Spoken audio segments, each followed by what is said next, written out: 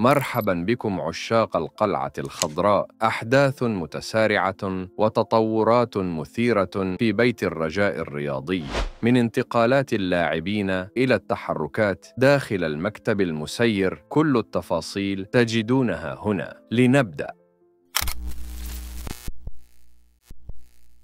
نبدأ مع المكتب المسير لنادي الرجاء. أعلن المكتب الحالي برئاسة عادل هالة عن استقالته الرسمية خلال الجمع العام غير العادي المقرر في 5 فبراير. الخطوة تأتي في إطار إعادة ترتيب الأوضاع داخل النادي مع تشكيل لجنة مؤقتة لتصريف الأعمال خلال المرحلة الانتقالية. على صعيد الانتقالات، يسعى الرجاء لتعزيز صفوفه بشكل قوي. الإدارة دخلت في مفاوضات مع الحارس أحمد رضا التكناوتي واللاعب الموهوب رضا الجعدي لتعويض النقص وضمان منافسة أقوى في المراحل المقبلة. أما المدافع بالعمري فتشير التقارير إلى رغبته في فسخ عقده مع النادي بحثاً عن تجربة جديدة. هذه الخطوة قد تشكل تحدياً إضافياً لإدارة الرجاء. أما بالنسبة للجهاز الفني فقد تقرر الإبقاء على المدرب الوطني حفيظ عبد الصادق حتى نهاية الموسم الحالي. هذه الثقة تعكس رغبة الإدارة في منح الاستقرار التقني، فرصة لقيادة الفريق نحو نتائج إيجابية في المباريات القادمة. كانت هذه آخر أخبار الرجاء الرياضي. تطورات كثيرة تنتظر الفريق داخل وخارج الملعب، فهل ستكون هذه التغييرات بداية جديدة للقلعة الخضراء؟ شاركونا آراءكم في التعليقات، ولا تنسوا الاشتراك معنا للمزيد من الأخبار الحصرية. إلى اللقاء.